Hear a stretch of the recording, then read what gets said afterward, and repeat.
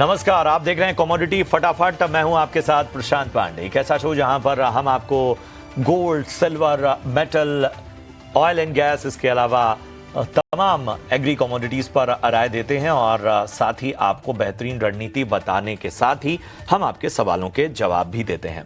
तो सवाल पूछने का तरीका बेहद आसान है, आपको करना कुछ नहीं है। ये जो नंबर आपके स्क्रीन पर व्हाट्सएप हो रहा है 9136934065, इस नंबर पर व्हाट्सएप कर दीजिए अपना सवाल और हम आपके सवालों के जवाब देंगे। याद रखिए, अपना सवाल स्पष्ट भाषा में पूछिए, चाहे हिंदी चाहे अंग्रेजी, और अपने सवाल के साथ अपना और अपने शहर का नाम जरूर लिखिए। और आज आपके तमाम सवालों के जवाब देने के लिए और बेहतरीन रणनीति बताने के लिए हमारे साथ खास मेहमान के तौर पर मोतीलाल ओसवाल से मानव मोदी साहब जुड़ रहे हैं और GCL ब्रोकिंग से अमित खरे साहब भी हमारे साथ चर्चा में शामिल हो रहे हैं। आप दोनों का बहुत बहुत स्वागत। मैं बारी बारी से आप सभी के पास आऊंगा, लेकिन सबसे पहले जरा बाजार का एक चेक ले लेते हैं। तो इस वक्त अगर आप गोल्ड को देखेंगे तो 1,29,850 के पास नजर आता हुआ गोल्ड 256 रुपए की गिरावट यहां पर देखने को मिल रही है। वहीं सिल्वर की अगर हम बात करें तो सिल्वर में आज जबरदस्त रैली, 1,89,907 अभी का लेवल है, 1843 रुपए की तेजी और यहां पर लगभग 1% उछाल हमें सिल्वर में देखने को मिल रहा है। बात करें बाकी एक्सपेक्ट की तो वो भी हम करेंगे, लेकिन सबसे पहले गोल्ड और सिल्वर पर ही राय लेते हैं।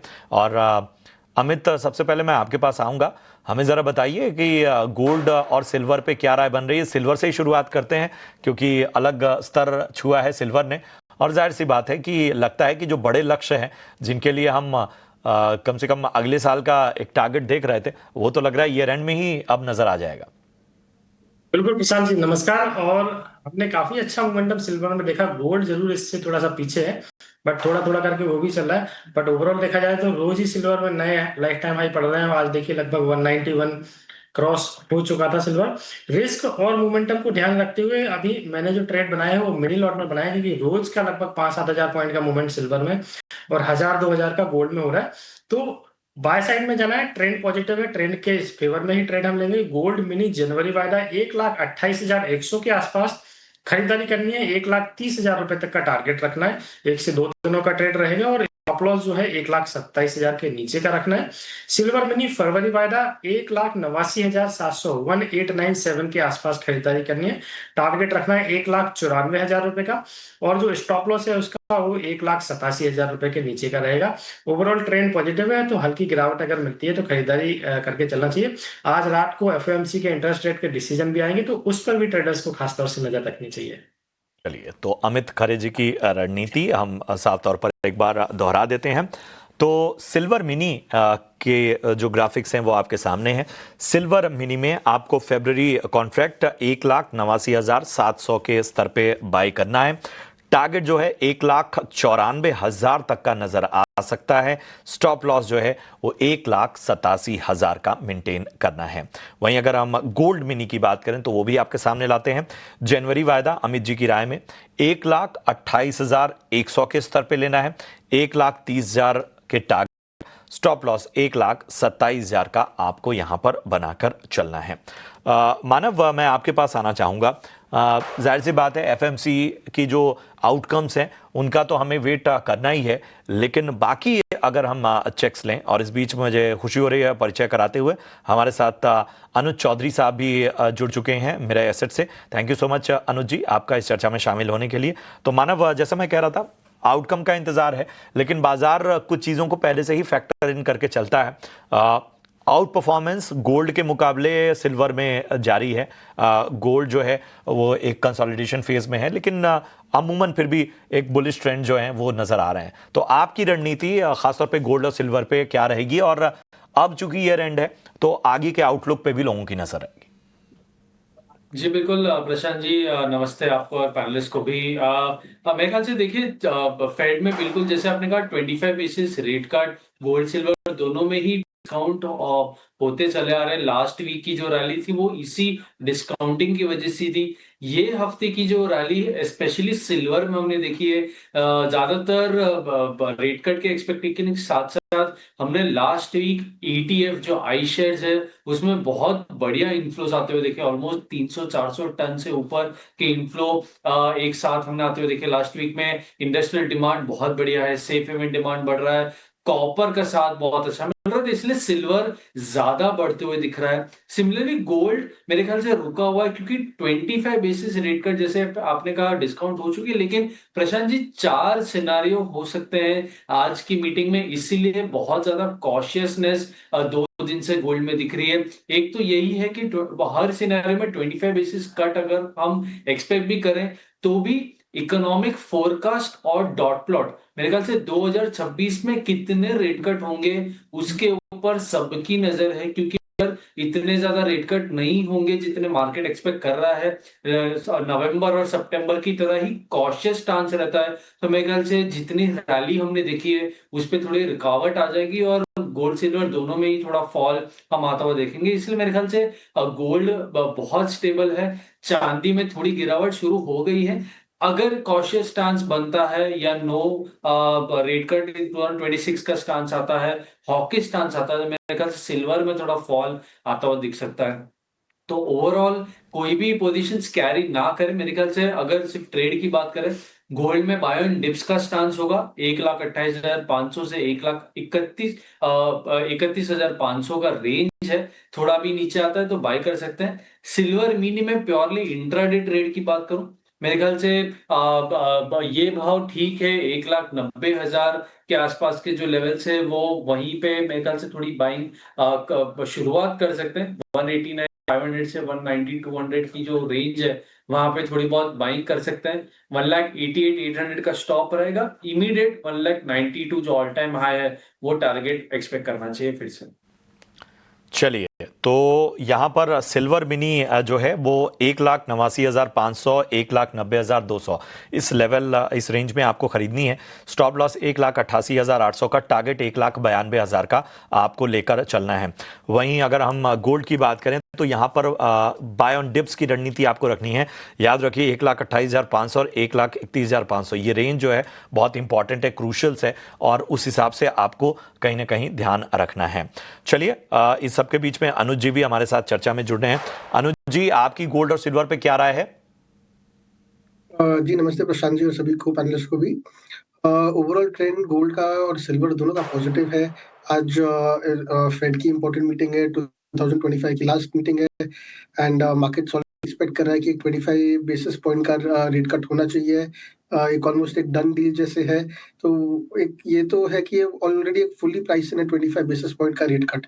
अब अगर रेट कट होता है तो आगे फेड चेयरमैन पावेल जो है, जेरोम पावेल, वो आगे क्या गाइडेंस देते हैं और उनका जो टोन रहेगा वो हॉकिश रहेगा, डविश रहेगा। 2026 के लिए क्या डॉट प्लॉट रहता है। जैसे मानव जी ने बोला कि क्या 2026 में क्या रेट कट एक्सपेक्टेशंस है, 2 rate cut, 3 rate cut, 4 rate cut, उसके ऊपर डिपेंड करेगा। अगर बहुत ज्यादा रेट कट की अगर एक्सपेक्टेशंस नहीं दिखती है आगे उनके टोन के अंदर में, तो हम एक करेक्शन देख सकते हैं दोनों गोल्ड और सिल्वर बुलियन के अंदर में। अदरवाइज एक फ्रेश अपसाइड मूवमेंट यहाँ से बन सकता है।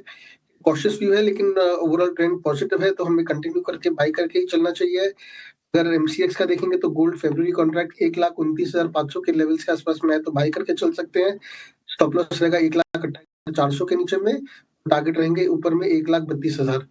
सिल्वर मार्च कॉन्ट्रैक्ट 1,89,500 के आसपास में बाई करके चलना चाहिए। स्टॉप लॉस रहेगा 1,87,300 का, और टारगेट ऊपर में रहेंगे 1,92,000 से 1,93,500। ठीक है, तो गोल्ड और सिल्वर दोनों पर रणनीति। सिल्वर की अगर रणनीति की हम बात करें तो मार्च कॉन्ट्रैक्ट 1,89,500 के स्तर पे आपको खरीदारी करनी है। स्टॉप लॉस 1,87,300 का, टारगेट 1,92,000, 1,93,500 तक के नजर आ सकते हैं। बात करें अगर हम गोल्ड की, तो एमसीएक्स पर गोल्ड फरवरी कॉन्ट्रैक्ट 1,29,500 के स्तर पे आपको खरीदना है। स्टॉप लॉस 1,28,000 का, टारगेट 1,32,000 तक के आपको यहां पर नजर आ सकते हैं। तो गोल्ड और सिल्वर की तमाम बातें हो गई। अब गोल्ड और सिल्वर से रिलेटेड जो हमारे दर्शकों के सवाल आए हुए हैं उनको जरा अपनी चर्चा में शामिल करते हैं। दिनेश हैं महाराष्ट्र से, इन्होंने सवाल पूछा है और इस सवाल के साथ मैं सबसे पहले अमित जी आपके पास ही आऊँगा। ये जानना चाहते हैं सोना या चांदी, कौन सी कमोडिटी जो है वो फिलहाल निवेश के लिए अभी बेहतर है? पांडे जी, पहले नंबर पे जो है वो सिल्वर ही है, क्योंकि ओवरऑल हम देख रहे हैं कि सिल्वर का मोमेंटम ही इन दिनों फास्ट है और सिल्वर का यूजेज भी देखा जाए तो गोल्ड के कंपैरिजन में काफी जगह होता है और प्राइजेस महंगे होने के चलते जो है चांदी की ज्वेलरी आजकल ज्यादा चलन में है। तो नो डाउट सिल्वर को ही रखूंगा। अब इन्वेस्टमेंट इनका पॉइंट है तो मेरे को लग रहा है 2 से 3 साल का टाइम होराइजन रखना चाहिए। यहाँ पे अभी 1,90,000 के आसपास के भाव चल रहे हैं। आज रात को फेड के इंटरेस्ट रेट पे डिसीजन है, हालांकि बड़ी गिरावट की उम्मीद तो नहीं है, बट ओवरऑल देखा जाए तो मेरे को लग रहा है 2,02,000 से लेके 1,85,000 या 82,000 ये रेंज होनी चाहिए। तो लोअर रेंज के आसपास बिल्कुल जो है इन्वेस्टमेंट किया जा सकता है और मेरे को लग रहा है अगर थोड़ा सा बड़ा व्यू हम लेके चले तो 2,40,000 के आसपास के टारगेट भी सिल्वर में जल्दी देखने को मिलेंगे।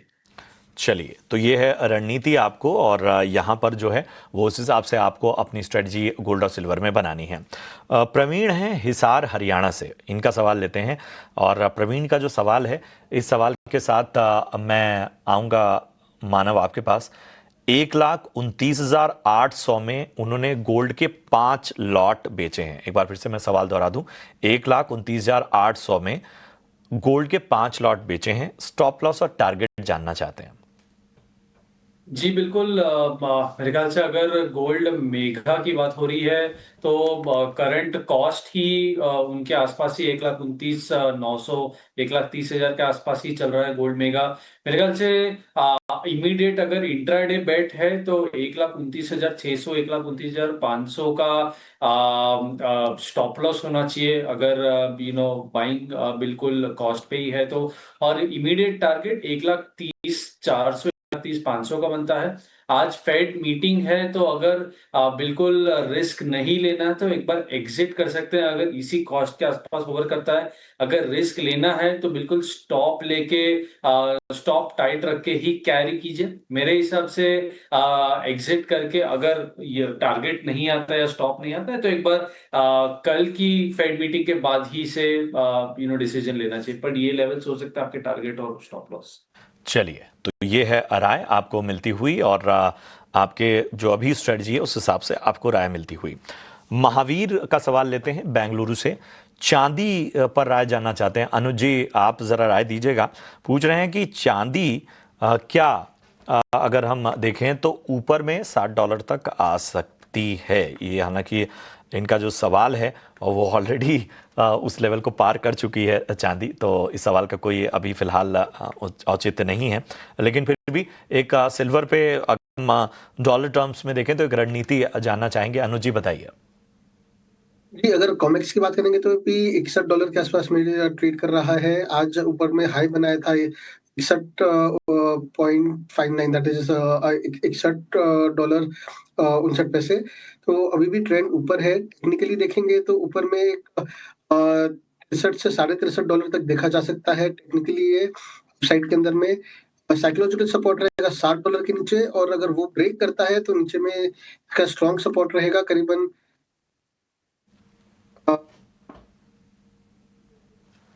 59.20 का। जी जी प्रशांत जी।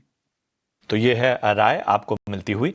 चलिए बढ़ते हैं आगे और अब एक बार फोकस करते हैं ख़ास तौर पे क्रूड पर और किस तरह के अभी वहाँ पर ट्रेंड्स नज़र आ रहे हैं। तो कच्चे तेल में तेज़ी लौटी है। जी हाँ, ब्रेंट क्रूड $62 के करीब है।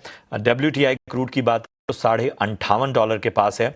दोनों में करीब ½ % की तेज़ी नज़र आ रही है। इस हफ्ते EIA और ओपेक की रिपोर्ट पर बाजार की नज़र भी रहेगी। मानव बताइए कौन कौन से ट्रिगर्स हैं जो आपको लगते हैं क्रूड के लिए बहुत मायने फिलहाल नज़र आने वाले हैं रेस्ट ऑफ द वीक के लिए, और इसके साथ ही अपना नज़रिया बताइए। जी बिल्कुल। अगर क्रूड की बात करें प्रशांत जी तो बहुत ही स्टेबल रेंज में, जैसे हम हर बार वही रेंज की बात करते हैं उसी रेंज में है। ना ज्यादा ऊपर निकल पा रहा है 5,500 5,550 फिर से एक बार कोशिश भी की थी लेकिन उसके ऊपर नहीं जा पा रहा है और नीचे में भी 5,300 5,350 एक बहुत क्रिटिकल जोन है मेरे ख्याल से उसी के आसपास कवर कर रहा है मुझे ऐसा लग रहा है कि शायद थोड़ी बहुत रिकवरी आ सकती है ऊपर में 5,320 के आसपास तक लेकिन वो रिकवरी पे बेचने की सलाह होगी क्योंकि अभी भी जो स्ट्रॉन्ग फंडामेंटल्स दिख रहे थे वो वर्क नहीं कर रहे हैं पुश करने के लिए तो ऊपर के रेंज में आता है तो बिकवाली होगी और नीचे के रेंज में आता है तो बाइंग होगी तो यही मेरे ख्याल से रणनीति है जब तक कोई डिसाइसिव ब्रेक नहीं मिलता है रेंज के ऊपर या रेंज के नीचे मेरे ख्याल से 5320 5,320 का एक अच्छा रिकवरी आ सकता है वहां पे बेचने की सलाह होगी 5,200 के टारगेट के लिए 5,390 5,400 जो higher end of the range है वहां पे स्टॉप लॉस रहेगा चलिए, तो क्रूड पर ये रहा है 5,320 का स्तर, याद रखिए बहुत इंपॉर्टेंट है। यहाँ पर सेल साइड की कॉल आपको क्रूड पर मिलती हुई 5,390 का स्टॉप लॉस और टारगेट 5,200 तक के यहाँ पर रखने हैं। मानव, आई नो आपकी कुछ कमिटमेंट्स हैं, तो जाते जाते अपनी जो नेचुरल गैस और कॉपर की कॉल है वो भी देते जाइए, उसके बाद आपसे हम विदा लेंगे। जी बिल्कुल नेशनल गैस में अगर हम बात करें तो नेशनल गैस में हमने पिछली बार 460 के आसपास जब बात की थी तब एक वेदर फोरकास्ट की बात की थी जो दिसंबर एंड में वार्मर के संकेत देते हैं और एक सेल साइड का व्यू लिया था और मेरे ख्याल से काफी ज्यादा सेल ऑफ हम आते हुए देख रहे हैं मार्केट सरप्राइज थोड़ा टेकन बाय है क्योंकि अगर हम देखें नेशनल गैस में बहुत ज्यादा वीकनेस आ चुकी है मेरे ख्याल से वीकनेस थोड़ी और कंटिन्यू रहेगी 410 के आसपास का सेल ऑफ कंटिन्यू रह सकता है 400 का टारगेट होगा और 416 का स्टॉप लॉस मेंटेन करना इंपॉर्टेंट है 400 के नीचे मेरे ख्याल से और ज्यादा वीकनेस कंटिन्यू हो सकती है और अगर बेस मेटल्स की बात करें कॉपर मेरे ख्याल से बहुत अच्छी रिकवरी के साथ एक अच्छा कॉन्फिडेंस दे रहा है मार्केट को तो मेरे ख्याल से बाइंग ऑन डिप्स की स्टांस कॉपर में भी जारी रखनी चाहिए 1086 के आसपास हम बाय करेंगे